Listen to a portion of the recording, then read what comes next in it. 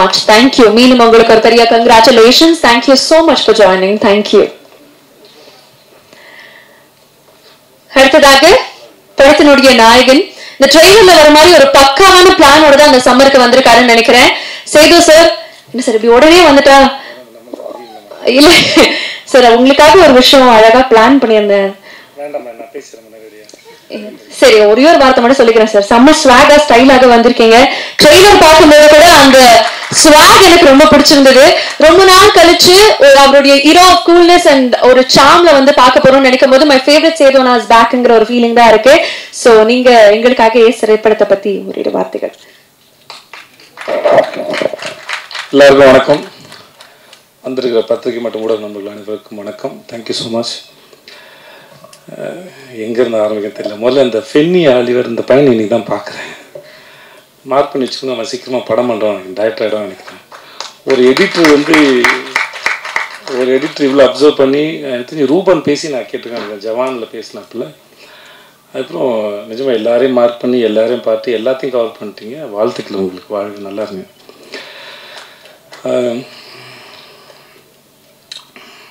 நான் எல்லாரும் பேசும்போதும் அடுத்து என்ன பேசுன்னு யோசிச்சேன். அதனால் பிளாங்க் ஆகிட்டேன். நான் இங்கேருந்து ஆரம்பிக்குது.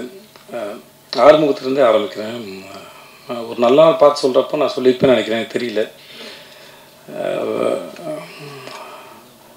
முதல்ல ஒரு படத்துக்கு வாய்ப்பு தேடி போகும்போது வரணும்னு ஒரு படத்துக்கு வாய்ப்பு தேடி போகும்போது அப்போது அவர் ராஜு சாரோட கோ டைரக்டர் பிரேம் சாருக்கு அதான் ஃபஸ்ட்டு படம். கேமராமேனாக 96 பிரேமுக்கு நுங்கம்பாக்கத்தில் தான் ஆஃபீஸ் இருக்குது. ராஜு சாரோட ஆஃபீஸ். அவர் ஒரு சாஃப்ட்வேர் கம்பெனி. நான் போய் என் ஃபோட்டோ வந்து பூபதினு ஒரு மேனேஜர் இருக்கார், அவருக்கு கொடுத்துருந்தாரு. அதை பார்த்து என்னை கூப்பிட்டாங்க. போனோடனே எனக்கு வந்து சீனை சொல்கிறேன், டைலாக் எழுதிட்டு நடிங்கன்னாங்க. ஸோ முதல்ல அங்கே டைலாக் எழுதும் போது தான் தெரியும் எனக்கும் டைலாக் எழுத வரும்னு.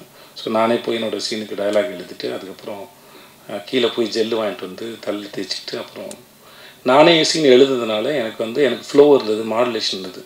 இப்போ வேற ஒருத்தர் எழுதின சீனை நடிக்கும்போது நமக்கு அதுக்கு அந்த என்ன நினச்சி எழுதியிருப்பாங்க, எங்கே பாஸ் கொடுக்கணும் அப்படின்னு நமக்கு அதை ரெடி ஆகிறதுக்கு ஒரு டைம் எடுக்கும். ஸோ அந்த சீனை வந்து நானே எழுதுனதுனால என்னால் அதோட ஈஸியாக பேச முடிஞ்சது. மெமரைஸ் பண்ண வேண்டிய அவசியம் இல்லை. ஸோ அப்படி வச்சு என்ன எடுத்தார். அப்புறம் வந்து வேற ஒருத்தர் செலக்ட் பண்ணியிருந்தாலும் எனக்கு அவருக்கு எந்த அறிமுகமும் இல்லாமல் இருந்தாலும் இந்த பையன் நல்லா நடிக்கிறான் அப்படின்னு சொல்லி எனக்காக ரொம்ப ஸ்ட்ராங்காக ரெக்கமெண்ட் பண்ணி எனக்கு அந்த வாய்ப்பு வாங்கி கொடுத்தது ஆறுமுகம் தான். ஸோ அதனால் காலத்துக்கும் அது ஏன்னா ஆர்ட்டை பொறுத்த வரைக்கும் மற்ற ஏதாவது டிகிரினா வந்து வெளியே படித்து சர்டிஃபிகேட் கொடுத்துடலாம். ஆனால் ஆர்ட்டை பொறுத்த வரைக்கும் நம்ம நம்பணும். நமக்கு நாமே கொடுத்துற சர்டிஃபிகேட்னு நினைக்கிறேன். நம்மக்கிட்ட அது வந்திருக்கா இல்லை அப்படின்னு புரிஞ்சுக்கிறது. அதுக்கான சந்தர்ப்பத்தை யாராவது ஒருத்தர் ஏற்படுத்தி கொடுக்கும்போது தான் நமக்கு தெரியும் ஓகே நம்மளால் அதை பெர்ஃபார்ம் பண்ண முடியுதுன்னு. ஸோ அந்த மாதிரியான ஒரு சந்தர்ப்பத்தை எனக்கு ஏற்படுத்தி கொடுத்த திரு ஆறுமுகத்துக்கு எப்பயுமே நன்றி. அதுக்கப்புறம் நடுவில் கொஞ்சம் பக்கத்துக்கான படம் பண்ணும்போதும் நான் ஆப்ஷனில் இல்லை. சரி விஜய் வேணாம் அப்படின்னு தான் இருந்தாங்க. இதுவும் எனக்கு பிரேம் சார் சொல்லி தான் தெரியும். ஆறு தான் வந்து உனக்காக ரொம்ப ஸ்ட்ராங்காக ரெக்கமெண்ட் பண்ணார். விஜயை பார்த்துட்டு ஆடிஷன் பண்ணிவிட்டு ரிஜெக்ட் பண்ணுங்கள், பார்க்காம ரிஜெக்ட் பண்ணாதீங்க அப்படின்னு ரொம்ப ஸ்ட்ராங்காக சொன்னது ஆறு தான் எனக்கு பிரேம் சார் சொல்லி தான் தெரியும். ஸோ அதுக்கும் ரொம்ப நன்றி. ஸோ அதனால் நம்ம நல்லா இருக்கும்போது வர உதவிகள் வேறு. நம்மளே யாருக்கும் தெரியாமல் நமக்கே தெரியாத காலகட்டத்தில் நம்ம மேலே யாரோ ஒருத்தர் வைக்கிற நம்பிக்கை தான் அந்த ஒரு இருண்ட வீட்டில் ஏற்றுற அகல் விளக்கு. அந்த விளக்கை முதல்ல ஏற்றி தொடங்குனது அவர் தான். ஸோ அதுக்கு ரொம்ப நன்றி. ஸோ அதனால் அவர் என்ன தான் சொன்னாலும் எவ்வளோ தான் இருந்தாலும் அது அந்த தொடக்கத்தில் இல்லாமல் தொடங்குது. எங்கள் அப்பாவோட கடைசி காலத்தில் வந்து தன் புள்ள வந்து உருப்பிடுமா அப்படின்னு அவர் படுக்கையில் இருக்கும்போது அவர் கேட்டபோது வர்ணம் படத்தில் நடித்த ஃபோட்டோ காமிச்சு கவலைப்படாத உன் புள்ள நல்லா வந்துடுவான் பாரு, எனக்கு நடிக்க வருது பாரு அப்படின்னு அந்த படத்தை ஃபோட்டோ நான் காமிச்சிருக்கேன். அதனால் வந்து ஸோ எப்படி பார்த்தாலும் சில மூமெண்ட் வந்து அதை உருவாக்குனவங்களும் அந்த சந்தர்ப்பத்தையும் வந்து காலத்துக்கும் அதுக்குள்ளே வந்துட்டு போகிறது வந்து ஒரு ஏதோ வகையில் நம்மளை வந்து உயிரோடு இருக்க வைக்கிது நான் நம்புகிறேன் ஈரத்தோடு. ஸோ அதனால் அதுக்கு எப்பயுமே நன்றி. மற்றபடி ஒரு நல்ல நாள் பார்த்து சொல்கிறேன். இல்லை இந்த படம் இல்லை லாபங்கிற படத்தை எனக்காக வந்து எக்ஸிக்யூட் பண்ணி கொடுத்தாரு. நான் ஜனாவுக்காக அந்த படம் பண்ணணுன்னு விரும்பினேன். பட் ஏற்கனவே நான் ப்ரொடக்ஷன் பண்ணும்போது என்னோடய ப்ரொடக்ஷனில் சரியாக ஹேண்டில் பண்ண முடியாதனால அவருக்கு ப்ரொடக்ஷன் ரொம்ப நல்லா வரும். அதனால் அவரை கூப்பிட்டு சார் ஜனாசாவோட படம், ஸோ இதை நீங்கள் வந்து எனக்காக பண்ணி கொடுக்கணும்னு சொல்லி எனக்காக வந்து பண்ணி கொடுத்தது அவர் தான். ஸோ அவர் எனக்கு அதுக்கும் ரொம்ப நன்றி. ஸோ அதனால் இது அந்த நான் அவருக்காக நிறையா விட்டு கொடுத்தேன் அந்த மாதிரி எதுவும் இல்லை. ஸோ அவர் பண்ணது நிறையா எனக்கு பண்ணியிருக்கார். ஸோ ரொம்ப ரொம்ப நன்றி சார். அப்புறம் இந்த இதில் முடிஞ்சிச்சு இந்த பையன் ஜஸ்டின், எனக்கு இவனை ரொம்ப பிடிக்கும். ஏன்னே தெரியாது. சில பேரை இல்லை அவன் மியூசிக் டைரக்டர் நல்லா மியூசிக் பண்ணுவாங்கிறதுனால இல்லை, அது அவனுக்கு தெரியும். இந்த ஃபஸ்ட் டேலேருந்து இல்லைடா சந்தேகம் இல்லை அதான் ஏன் தெரியாது. சில பேர் எனக்கு பார்த்த உடனே பிடிக்காது, அது ஏன்னு எனக்கு தெரியாது. சில பேரை பார்த்து ரொம்ப பிடிக்கும். அவங்க நல்லவங்களா கெட்டவங்களாலாம் எனக்கு தெரியாது. ஆனால் வந்து எதனாலையும் தெரியாது, சில பேரை எனக்கு பார்த்தா பிடிக்கும். அதனால் அப்படி எனக்கு பார்த்தோன்னே ரொம்ப பிடிச்சது. நானும் ஒன்றும் அவனும் அடிக்கடி சந்திச்சுக்கிறதோ பேசிக்கிறதோ குசலம் விசாரிச்சுக்கிறதோ அப்படிலாம் எந்த பழக்கமும் கிடையாது 2 பேருக்கு நடுவில். ஆனால் எப்பவுமே அவனை உரிமையாக வந்து என் சகோதரனை போல் நடத்துறதும் ரொம்ப முக்கியமான ஒரு ஆளாக இருக்கிறதும். ஆனால் 2 பேரும் ஒன்றும் எப்பயாவது தோணுச்சுன்னா ஃபோன் பண்ணி பேசுவேன். மற்றபடி பெரிய பரிமாற்றமோ அப்படிலாம் எதுவுமே இல்லை. ஆனாலுமே அவனை ரொம்ப பிடிக்கும்.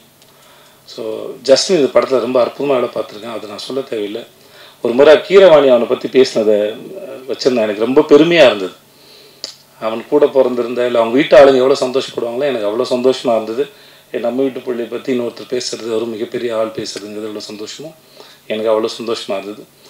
ஜஸ்டினோட ஒர்க் வந்து இந்த படத்தில் மிக பிரமாதம், ரொம்ப அழகாக பண்ணி கொடுத்துருக்கான். ரொம்ப நன்றி ஜஸ்டின். அப்புறம் அவினாஷ் சார் பார்க்குறது தான் கரடுமுடா இருப்பாப்புல, நம்ம குழந்தைக்கு வாங்கி கொடுத்த கரடி பொம்மை மாதிரி அந்த ஆள். ரொம்ப சாஃப்ட்டு. எப்படி இந்த குழந்தை இத்தனை வருஷமாக இந்த உலகத்தில் கரெக்டாகவும் வளர்ந்துச்சுன்னு எனக்கே தெரியல. But really is very cute. அந்த எப்படி சொல்கிறேன்னு தெரியல, வயசில் பெரியவர்னால மரியாதை பேச வேண்டியதாக இருக்குது. இல்லாட்டி தம்பி என்னப்பா சாப்பிட்டியா அப்படின்னு தான் கேட்கணும். Is such a cute. எப்படி சொல்கிறேன்னு தெரியல. அவர் பேசும்போது கவனிச்சிருப்பீங்க, ஒரு மாதிரி ரொம்ப எக்ஸைட்டடாக அப்படியே ஒரு மாதிரி இருந்திருப்பாப்புல. ஆள் தான் கொஞ்சம் ஜிம்முக்கெல்லாம் போய் அந்த பாடி டைட்டாக இருக்கும், மைண்ட் வந்து ரொம்ப சாஃப்ட், இந்த ஸ்மைலி பால் மாதிரி இருக்கும் அவரோட மைண்ட் எனக்கு தெரிஞ்ச வரைக்கும். அப்புறம் மிஸ்டர் இந்த ரொமான்டிக் வில்லன் சந்தேகமாக இருக்கும், இவர் குட்டா பேடானே தெரில, இன்ன வரைக்கும் எனக்கு கண்டுபிடிக்க முடியல. நடுவுலேயே இருக்கிறீங்க, என்னன்னு தெரியல, குட்டா பேடா எனக்கு தெரியாது. இவர் கூட எத்தனை வருஷம் பழங்காலும் கண்டுபிடிக்க முடியாது போல. சில பேரை பிடிக்கும், சில பேர் பிடிக்காது, சில பேர் புரியவே புரியாது. அந்த மாதிரி ஆள் தான்